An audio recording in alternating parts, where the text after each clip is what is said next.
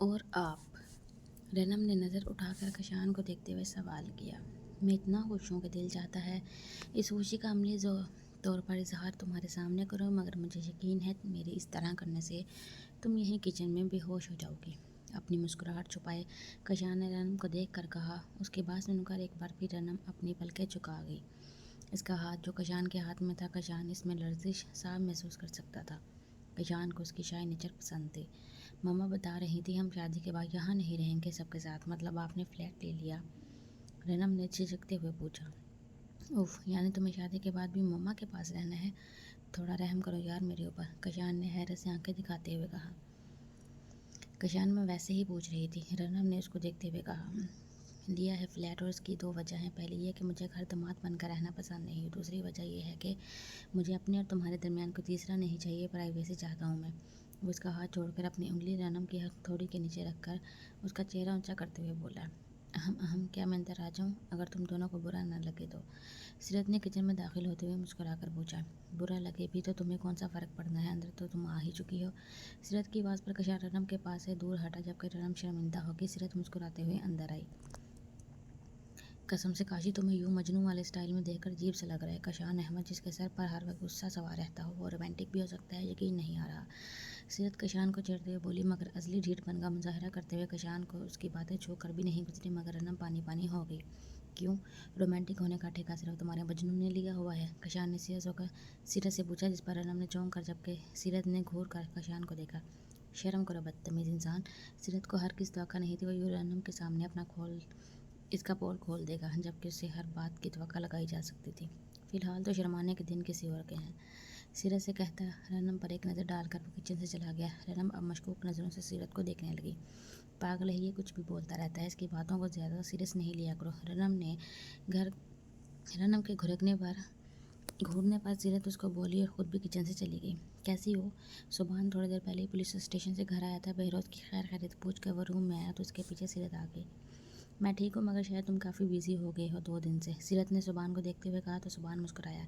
ढेर सारे काम होने की वजह से वो 2 दिन से उसके पास रात में नहीं आ रहा था।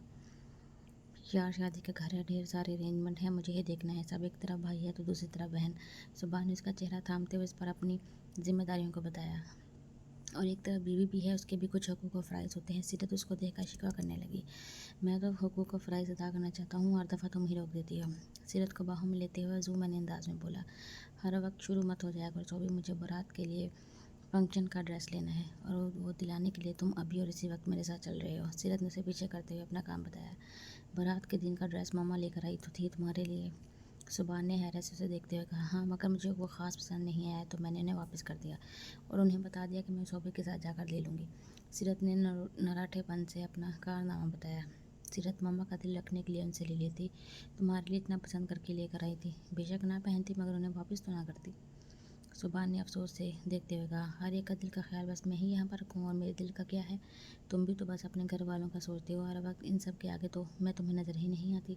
सीरत ने बुरा मनाते हुए कहा। उसका मूड अचानक ख़राब हो चुका था। किसके दिल का ख्याल रखा है तुमने सीरत? अभी मम्मा को ड्रेस वापस करने का कारनामा तुमने खुद मुझे बताया। मैं जब शॉपिंग के लिए मम्मा और रनम को लेकर जा रहा था, रनम तुमसे भी पूछने आई थी, तो तुमने इन लोगों के साथ जाने से क्यों इनकार कर दिया? सुबहान माथे पर शिकने लिए उससे शिकवा किया। तुम रनम को अकेले फर्नीचर सेलेक्ट करने के लिए लेकर के मुझसे पूछना भी गवारा नहीं किया, फिर मैं क्यों पूरे टब्बर के साथ शॉपिंग करने जाती, इसलिए मना कर दिया मैंने। सीरत बगैर लिहाज के जुबान से बोली। शादी रनम की हो रही है, फर्नीचर उसको यूज़ करना है तो मैं अपने साथ उसी को लेकर जाऊंगा। अगर तुम्हें भी साथ चलना था तो चलती, मना किसने किया था? मगर मेरा नहीं ख्याल कि रनम के फर्नीचर के लिए ख़ास तौर पर तुम्हें चलने का इन्विटेशन दिया जाता। और जिन्हें तुम टब्बर कह रही हो वो तुम्हारी माँ और बहन है, इसलिए आइंदा कुछ भी बोलते हुए लैंग्वेज सोच समझ कर यूज़ करना। सुबहान ने संजीदगी से और सख्त लहजे में सीरत को बावर कराया, जिस पर सीरत को मज़ीद पतंगे लगे। बाहर में जाओ तुम और सब लोग। अब मैं कभी तुमसे शॉपिंग का नहीं कहूँगी, क्योंकि मेरे पास बारात के इवेंट का ड्रेस नहीं है, इसलिए मैं बारात में शिरकत भी नहीं करूँगी। सीरत मुंह बनाकर उसे धमकाती हुई रूम से निकल गई। सुबहान उसकी बातों पर सर झटक कर रह गया। भैया आप ही को क्या हुआ है? रनम ने सुबहान के रूम में आकर उससे पूछा, क्योंकि रनम चाय लेकर सुबहान के रूम में ही आ रही थी तो सीरत फन करते हुए उसके रूम से निकल रही थी।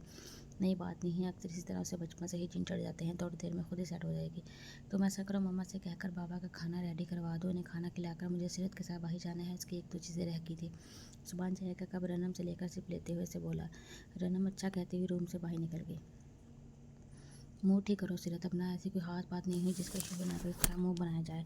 ड्राइविंग के दौरान सुबान ने सीरत का हाथ थामा तो सीरत ने उसके हाथ से अपना हाथ छुड़ा लिया। तब भी सुबान संजीदगी से बोला, अभी थोड़ी देर पहले ही वो उसको मनाकर सॉरी कहकर बारात के लिए उसको ड्रेस दिलाने के लिए जा रहा था। मूड सिर्फ मेरा ही तुम्हारा भी ख़राब है। मुँह सिर्फ मेरा ही नहीं, थोड़ी देर पहले तुम्हारा भी बना हुआ था। मुझे लगता है मेरी तो कोई वैल्यू ही नहीं। सीरत ने उसको देखते हुए दोबारा शिकवा किया। जब से वो इस घर में आई थी उसे यही लगता था कि सुबह सिर्फ घर वालों को ही टाइम देता है, उसे यहाँ लाकर भूल गया है। दोबारा फजूल बातें शुरू किए करने का क्या मतलब। सीरत, तुम्हारी वैल्यू नहीं होती तो इतनी थकन के बावजूद तुम्हें यहाँ लेकर नहीं आता। वो आज शाम में घर लौटा तो काफ़ी थका हुआ था। आज उसका घर में रेस्ट करने का इरादा था, मगर सीरत की नाराज़गी को खाते में लाते हुए वो उसको ड्रेस दिलाने के लिए लेकर आ गया। बहुत बहुत शुक्रिया आपका एसपी सुबान अहमद, जो आपने मुझ नजीज़ की खातिर अपनी थकन को नज़रअंदाज करते हुए मुझे यहाँ लेकर आए। बंदी से एहसान का बदला वाकई नहीं चुका सकती। इसके ताज़ा ताज़ा तर्ज पर सुबान खुलकर हंसा। एसपी सुबान अहमद इस नचीज़ बंदी से आज रात को इस एहसान का बदला लेने का और अपने थकन उतारने का पूरा इरादा रखता है। वो ड्राइविंग के दौरान सीरत की तरफ देखता हुआ कहने लगा। उसकी बात का मफहूम समझकर सीरत ब्लश कर गई। छिछोरपन के मुजाहरे ज़रा कम किया करो, सामने देखकर कार चलाओ, कहीं टकरा ही न देना। सुबान की नज़रों से कंफ्यूज होकर सीरत ने छीनते हुए कहा, जबकि सुबान मुस्कुराकर देखने लगा। एक बुटीक में जाकर सीरत ने 10 से 15 ड्रेस ट्राई किया, मगर सुबान हर ड्रेस में कोई ना कोई नक्स निकाल लेता। काफ़ी देर बाद सुबान को एक ड्रेस सिर्फ सही लगा, जिसे सीरत ने पहली फुर्सत में ख़रीद लिया। आज मायों की तकरीब घर के लॉन में ही मुनक्किद की गई थी। घर के सभी लोग मुख्तलिफ कामों में मसरूफ़ नज़र आ रहे थे। सुबान के इंसिस्ट करने पर सीरत ने भी मुख्तलिफ कामों में हिस्सा लिया हुआ था। जैसे भी उसकी बहन की शादी थी, वह कशान और रनम की शादी पर खुश थी। बेशक माँ बाप से नाराज़ हो, मगर चंद दिनों में ही रनम उसे अजीज़ हो गई थी। निकाह की तकरीब दोपहर में ही अंजाम दे दी गई थी। अब शाम का वक्त था, लिहाजा मेहमानों की आमद और अब शुरू हो चुकी थी। सीरत, बेटा ज़रा रनम को देख कर अब तैयार हो गई है तो उसे बाहर ले आओ। कशान पता नहीं क्यों नहीं आया अभी तक। युसरा ने उजलत में सीरत से कहा, रनम को मैं देख लेती हूँ, बल्कि मेहमान भी आ गए हैं, थोड़ी देर बाद ही इसे बाहर ही ले आऊँगी। और कशान अपने फ्लैट से निकल चुका है, पहुँचने ही वाला होगा। अभी फ़ोन किया था मैंने उसे। सीरत ने अब्टर और मेहंदी से सजे थाल किचन में रखते हुए कहा।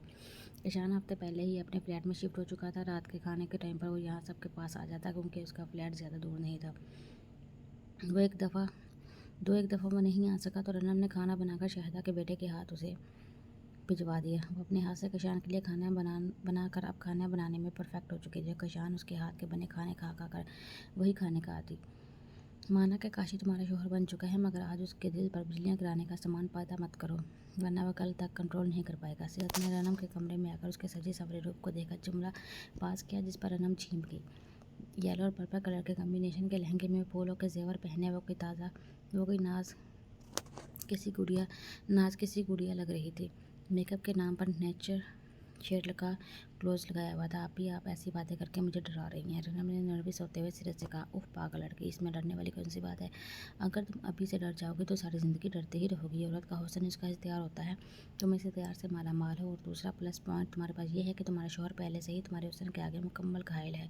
आप मेरी बात गौर से सुनो, कोई डरने की ज़रूरत नहीं है। उसे अपनी अदाओं से उसे मजबूर कर देना कि कल वो तुम्हारे आगे घुटना टेकने पर मजबूर हो जाए। सिर्फ 2 बातें उसकी मानना, मगर 10 बातें अपनी मनवाना। अगर पहली रात को तुम अपनी मनवाने में कामयाब होगी तो समझो ज़िंदगी भर के लिए वो तुम्हारी मानेगा। समझ में आ रही है मेरी बात। सीरत बड़े बूढ़ों की तरह रनम को समझाने में मसरूफ़ होगी, रनम हांगकांग की तरह उसकी शक्ल देखने में। आप ये सब कुछ मेरे सर के ऊपर से गुजर गया है, आप कहना चाहती हैं। रनम ने इसकी बातों से मज़ीद नर्वस होते हुए पूछा, जिस पर सीरत ने अपने माथे पर हाथ मारा। उफ रनम, तुम कितनी बुद्धू हो। देखो अब मैं तुम्हें आसान लफ्ज़ों में समझाती हूँ। सीरत ने तहम्मुल से उसको दोबारा समझाना चाहा। ये क्या उल्टी सीधी पट्टियाँ पढ़ा रही हो तुम मेरी मासूम और भोली भाली बीवी को। कशान ने रूम का दरवाज़ा, जो कि पहले से ही ज़रा सा खुला हुआ था, पूरा खोल कर सीरत से कहा, तुम यहाँ क्या कर रहे हो। सीरत ने हैरत से कशान को देखते हुए कहा, जो कि अब पूरा दरवाज़ा खोलकर अंदर दाखिल हो चुका था। दूसरी तरफ रनम कशान को अपने सामने देखकर सीरत की बातों पर मज़ीद घबरा गई। यकीनन वह सब बातें कशान सुन चुका था। अभी तो मैंने कुछ किया ही नहीं है। बाय द वे, क्या मशवरा दे रही थी तुम इसे। 2 बातें मानो, 10 बातें अपनी मनवाओ। तो सीरत बीबी, यहाँ ऐसा कोई सीन नहीं होने वाला। बेशक मेरी बीवी हुस्न की दौलत से माला माल है, मगर कशान अहमद पर अब तक कोई काबिज हो ये नामुमकिन है। काशी तो सिर्फ मनवाना जानता है। यकीन नहीं आता तो मैं परसों अंदाज़ा हो जाएगा कौन चारों शाने चुत होता है। कशान ने दिल जलाने वाली मुस्कुराहट लबों पर लाते हुए सीरत से कहा, जानती हूँ तुम्हें तुम ही काबिज हो, जिन जो ठहरे वो भी बेहुदा किस्म के। सीरत ने उसकी मुस्कुराहट पर तबका कहा, माना कि हम पहले से तजर्बेकार नहीं, इस मैदान में नहीं उतरे हैं, मगर फतह पर पूरा यकीन है। परसों बेशक अपनी बहन से पूछ लेना किसने किसके आगे घुटने टेके। वहाँ मारता हुआ दोबारा सीरत से बोला, रनम इन दोनों की गुफ्तगू सुनकर शर्मिंदा हुई जा रही थी, जबकि सीरत अपने सामने खड़े बेहुदा देवर की बेहूदगियाँ देखकर कुटती जा रही थी। तुम यहाँ क्या करने हो? चलो निकलो।